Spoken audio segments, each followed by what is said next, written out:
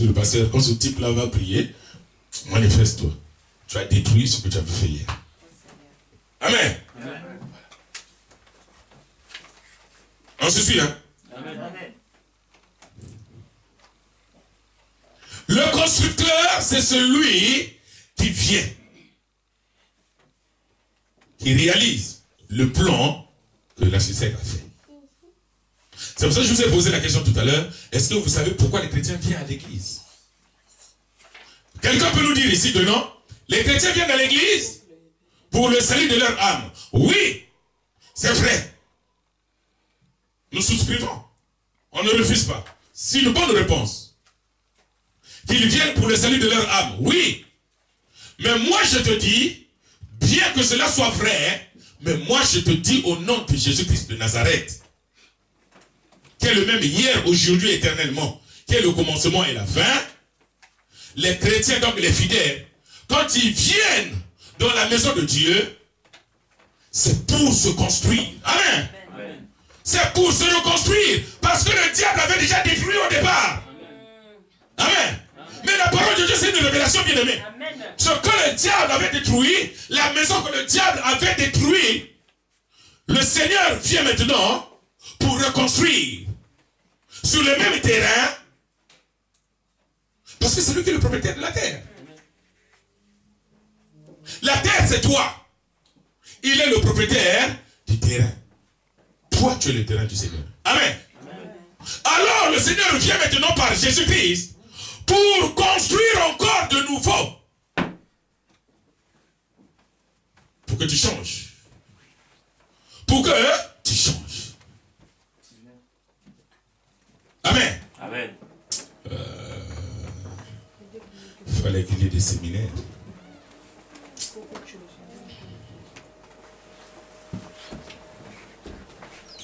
Regardez les souverains sacrificateurs, le Seigneur leur a donné. Écoute bien, les souverains sacrificateurs, le Seigneur leur a donné la mission de bâtir des églises. Amen. D'élever le peuple de Dieu. Que le peuple de Dieu puisse bâtir leur vie dans la foi. De bâtir leur vie de foi en Jésus-Christ. Et eux, ils ont fait le contraire. C'est pour ça que vous voyez que quand Jésus-Christ faisait des miracles, quand les gens trouvaient la guérison, ou quand il y avait des miracles, les souverains sacrificateurs empêchaient même les fidèles de venir. Ils disaient, ne venez pas le jour de sabbat, venez en jour de semaine. Parce qu'eux-mêmes, ils étaient incapables de construire. Mais Jésus-Christ était obligé de venir, de construire. Il a construit sur le terrain qui était aveugle, là où la personne ne voyait plus. Jésus-Christ est venu construire. Il a redonné encore la vue à la personne. Amen. Oh, on est encore là. Amen. L'estropié retrouve sa marche maintenant. Et il fait usage de ses deux pieds. Les paralytiques ont été sauvés. Jésus-Christ est venu reconstruire encore sur ce terrain-là. Qu'est-ce que tu as détruit dans ta vie? Que le Seigneur doit reconstruire. Qu'est-ce que tu as détruit dans ta vie?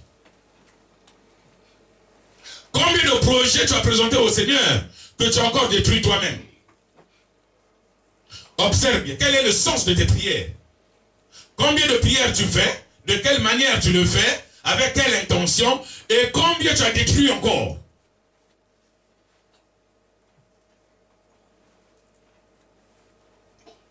Le constructeur, c'est Jésus-Christ, il vient. Il a vu que l'enfant n'est plus comme lui le souhaitait, puisqu'il y a quelqu'un qui est venu détruire. Il t'envoie maintenant un constructeur. Donc Dieu t'envoie un constructeur, à savoir Jésus-Christ. Amen. Et au travers de Jésus-Christ, il te donne un plan à suivre. La manière dont tu dois bâtir. À savoir, il te demande simplement, comme le Père l'a recommandé, il a dit, celui qui croit en Jésus-Christ sera sauvé. Si tu crois en lui, si tu l'aimes, si tu gardes ses commandements, Toi et lui, vous serez un. Amen. Regarde cette formule. Maintenant, regarde bien. Toi, tu dis que tu aimes Jésus. Les préceptes sont là. Le plan de construction, c'est la Bible. Amen. Oh. Le plan de construction, c'est la Bible. Le maître, le chef-d'œuvre, le maître d'œuvre, c'est Jésus-Christ lui-même. Il travaille sur ton corps. Il bâtit sur ton corps pour que tu changes. Là où tu étais mauvais, il y aura un changement si tu te réponds. Amen. Amen. Là où tu n'étais pas considéré, on va te considérer. Amen. Amen. Là où tu avais été lié quelque part, tu seras délié, tu seras libre. Bon, quelle délivrance tu vas encore chercher? La délivrance, tu la trouves seulement auprès de Jésus-Christ. Mais pourquoi maintenant les gens souffrent pour aller gêner? Tous les jours.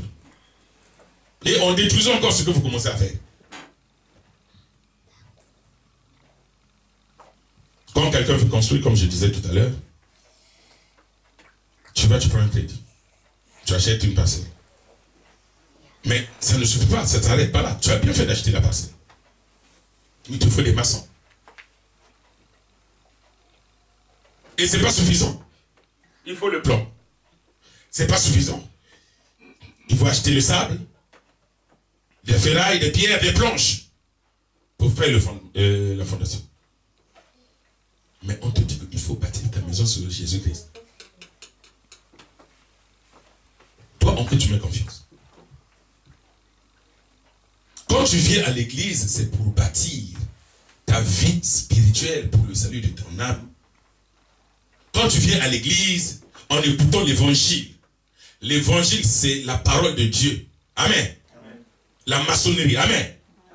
Qui change, qui façonne, qui modifie. Et quand Dieu te façonne, il te présente devant les gens, tu deviens agréable. Amen. Amen. Quand la maison est finie, quand tu as bâti avec le Christ, quand il t'a façonné, une belle construction, quand on la présente devant les gens, celui qui va passer là, il ne va pas faire 15 mètres. Il va s'arrêter. Il va se retourner. C'est une belle maison. Amen. Il n'a pas encore fini. Donc, même pas 5 minutes. Donc là, il jette seulement un coup d'œil. Il s'arrête même. Ça l'interpelle. Si on appelle encore, d'accord, si je pouvais avoir une maison comme ça dans ma vie, ça c'est une belle maison. Amen. Amen. Il s'arrête même de loin, il regarde. Ça c'est une belle maison. Amen. C'est ça la construction. Alléluia. Amen. Une belle maison, c'est ça la construction. Mais nous le faisons charnellement. Vous voyez des belles maisons, vous les appréciez. Amen.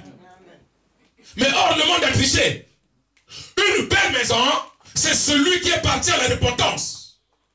Celui que Dieu a façonné. Quand tu es un vrai fidèle, fidèle à Jésus-Christ, quand tu marches, les gens te regardent. Amen.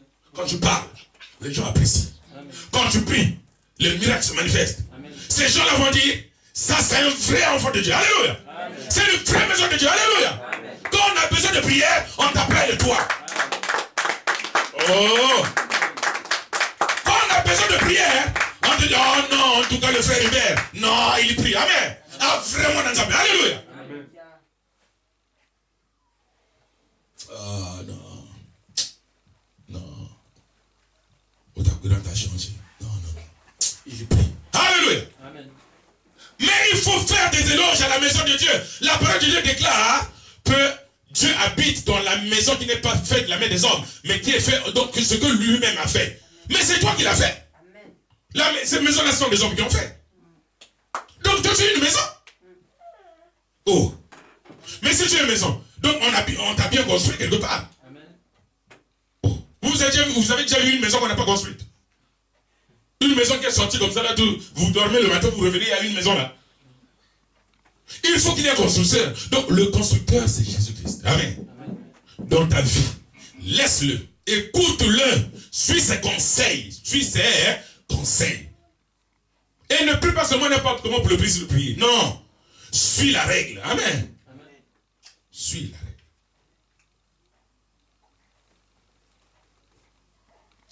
Et même avant de construire la maison, je pense que il y a des gens qui vont consulter ceux qui font des plans. Amen.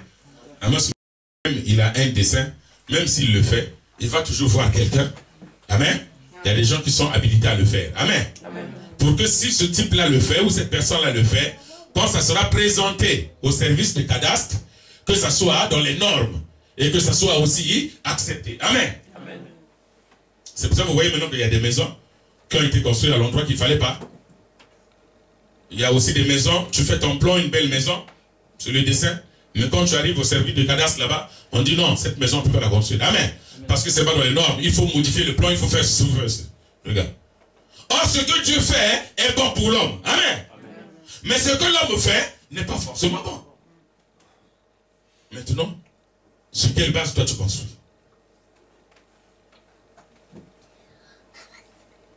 Prenons Marc 13, versets 1 et 2. Marc 13, versets 1 et 2. La personne qui bâtit, c'est celui qui exécute les plans de l'architecte.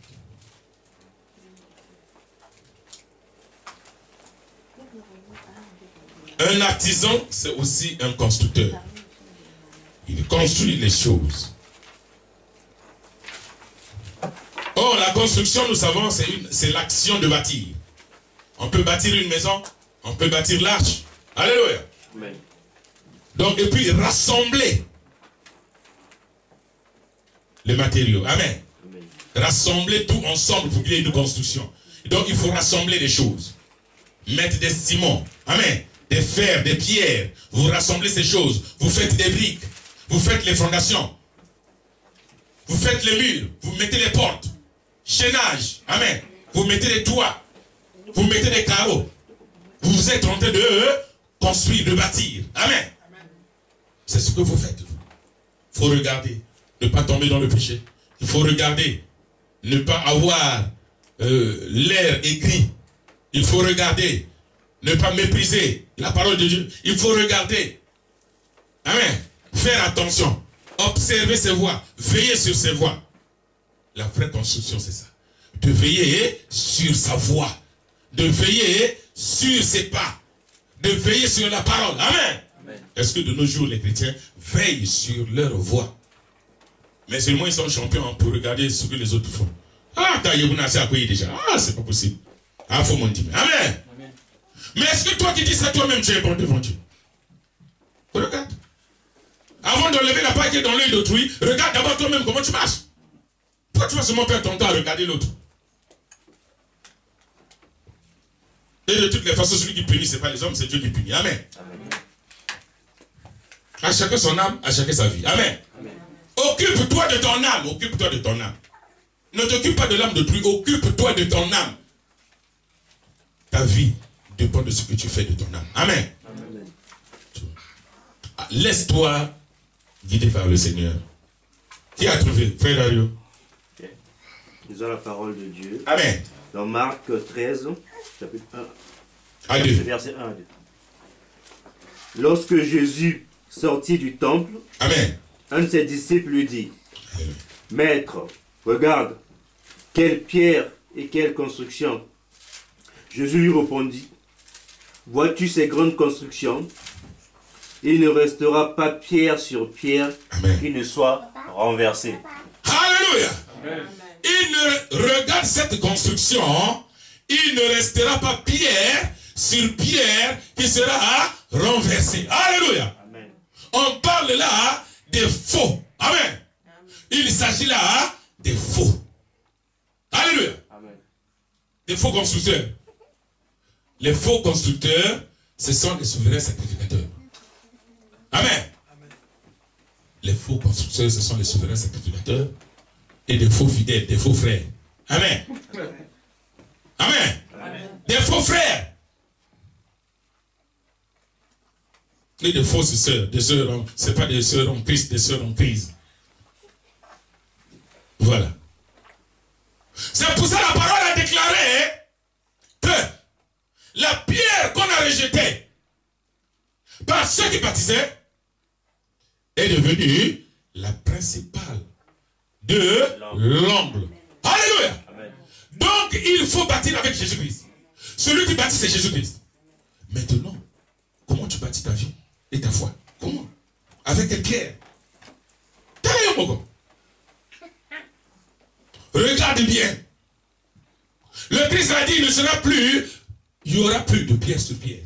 Et il avait dit à Pierre, Pierre, sur cette pierre, je bâtirai mon église. Alléluia. Toi, sur quelle pierre tu vas bâtir? Qui est ton constructeur? Il y en a qui ont pour constructeur les oncles. Amen. Les œuvres de coutume. Ils ont déjà fait leur construction sur la personne. Et c'est eux qui le dirigent. S'ils ont une situation depuis le pays là-bas, s'ils appellent, c'est le moment même ici. On l'appelle, il est sous l'envoûtement. Allô? Nous, ici, ça ne va pas. Ah, c'est fini, c'est fini.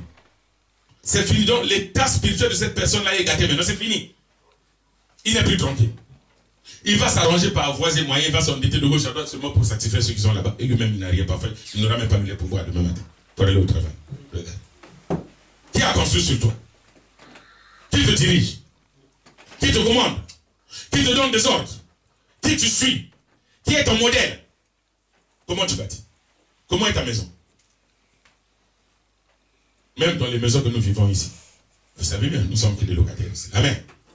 Même ceux qui ont acheté des maisons ici, ils sont que des locataires. La terre ne leur appartient pas. Amen. Or, en Afrique, quand tu achètes ton terrain, c'est chez toi. Donc, jusqu'à ce que Jésus-Christ va revenir. Mais ici, ne crois pas que jusqu'à ce que Jésus va revenir, c'est ta maison. Tu peux gonfler, tu peux dire que là, j'ai un pavillon. C'est pas à toi.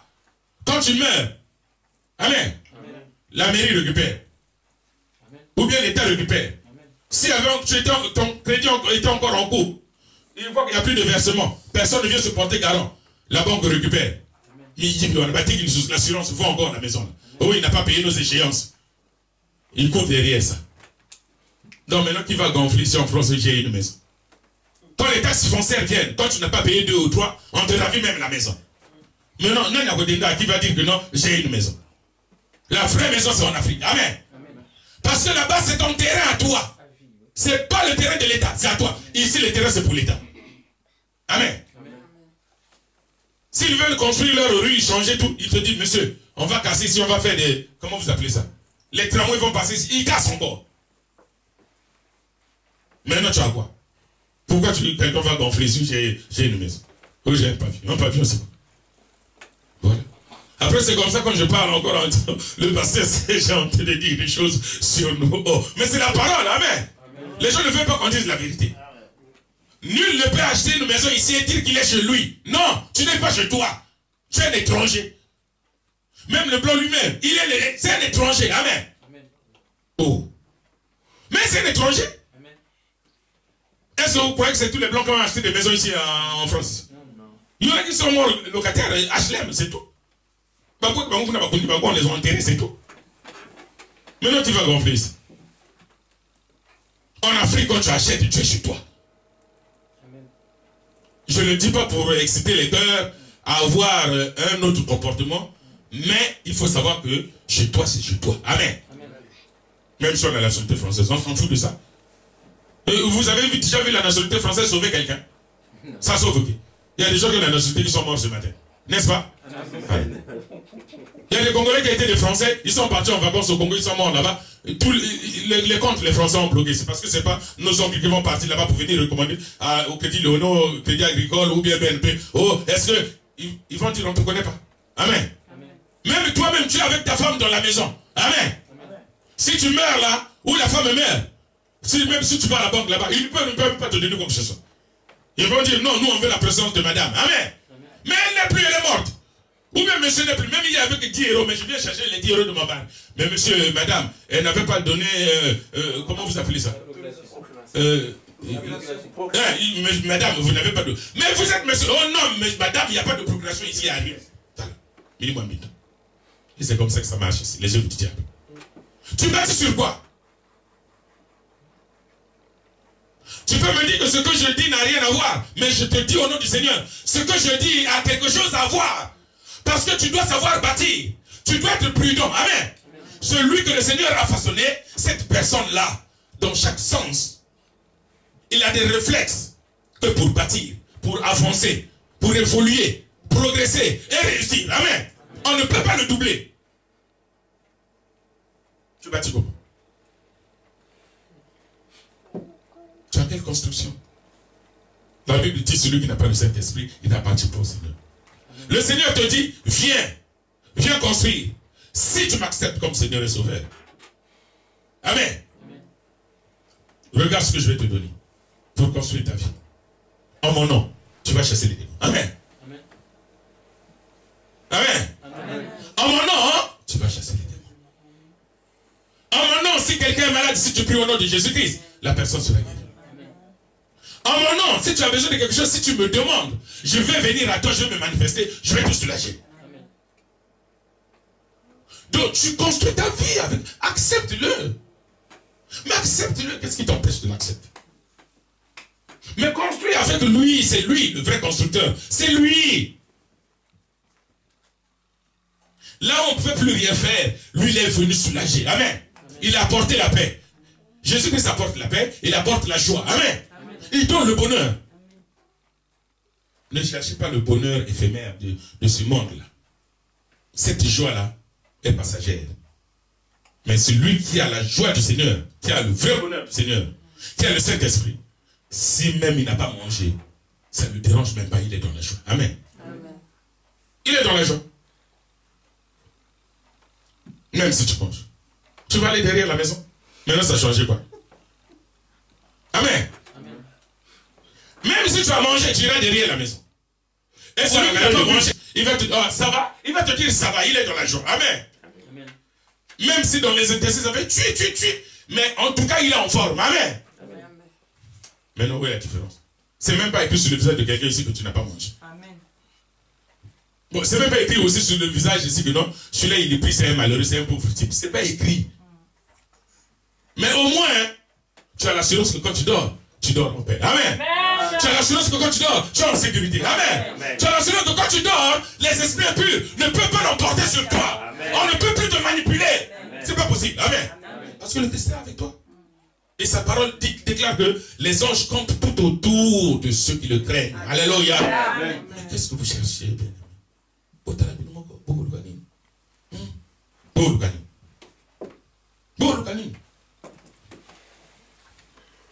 Comment tu construis? Il ne restera plus pierre sur pierre. Toi, tu construis comment? Dis-moi. Hébreux 3, verset 4. Il faut consulter Dieu dans chaque chose. Avant de faire un programme, consulte le Seigneur. Qui tu consultes toi avant de faire tes projets? Est-ce que tu consultes le Seigneur? Lisons d'abord Hébreux 3, verset 4. Et nous allons voir ce que le Seigneur fait. Si on le consulte. Qui tu consultes? Nous parlons ici du constructeur. Action de bâtir. La construction, c'est l'action de bâtir. On peut bâtir une maison, une arche. En assemblant les matériaux. Pierre, bois, et on fait la maison. Les bois nous servent pour faire les fondations. Les bois nous servent pour faire des fenêtres. Amen. Amen. Pour faire une multitude de choses. Même pour faire des chaises, des tables. Amen. Amen. Pour faire même un lit, il faut le bois. Amen. Jésus-Christ est partout. C'est sur le bois qu'on l'a pendu. Ça aussi c'est de révélation. Amen. Amen. Quand les bailleurs vont comment dire ce Messie, il y a moins de vous ça là. Vous faites des vêtements avec le bois. Amen. Nos vêtements là, ça sort du bois. Amen. Même les feuilles là, ça sort du bois. Les billes. Amen. La chaise, le bois. Ils savent, le Seigneur, Dieu savait pourquoi il avait laissé le Christ sur le bois. Amen. Il sait pourquoi il l'a envoyé à la potence, à la croix. Le bois là, même le dernier jour, même si quelqu'un brille, il fait quoi, Dendi, on peut parler, oh il est beau, machin. Mon frère, le bois t'attend. Amen. Amen. Le dernier jour, c'est le bois qui nous attend, qui nous accompagne. Amen. Ma belle Tonyatako, et on sait que moi d'atambola malamu, n'a pas c'est là yo, libaye zoya, calamité. Amen. Amen. Maintenant, à quoi ça sert? Quand on construit une maison aussi, c'est toujours le bois. Amen. Amen.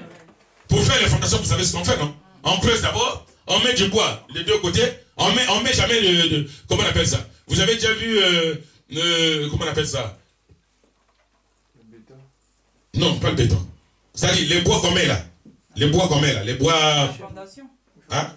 Les bastings. Fondation. Vous appelez ça les bastings. Vous faites d'abord le tout, vous mettez du bois, et puis vous mettez les ferrailles, et vous coulez les dalles. Amen. Ouais. Pour faire la fondation.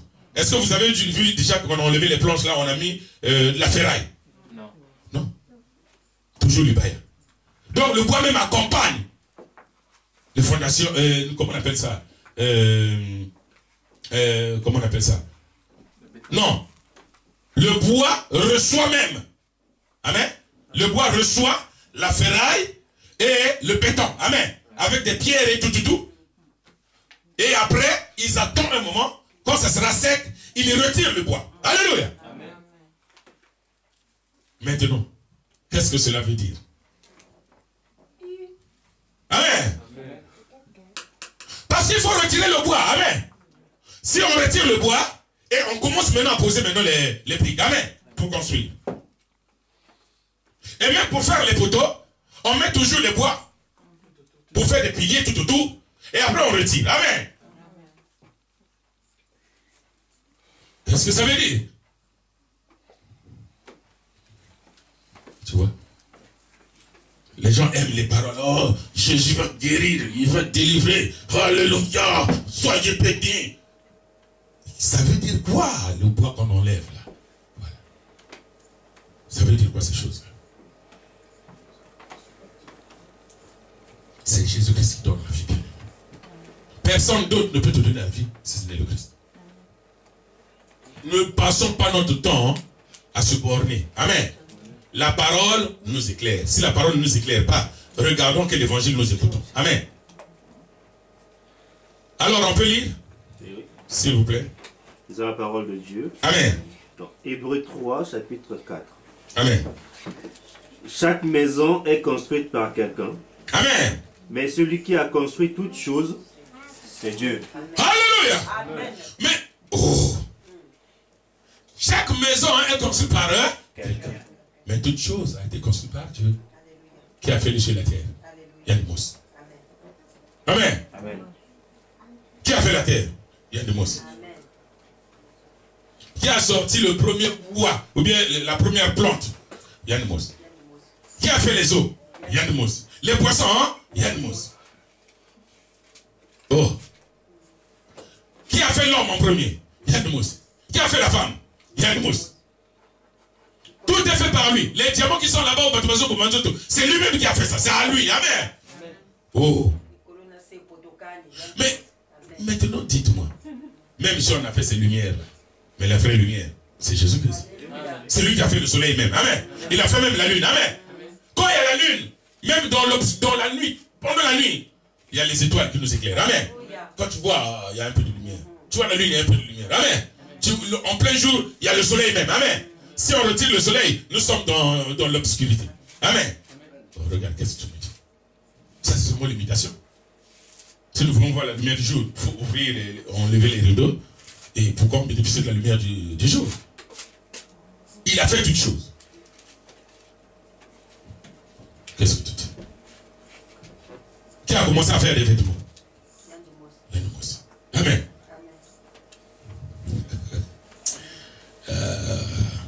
Tu sais, Dieu a même recommandé aux gens.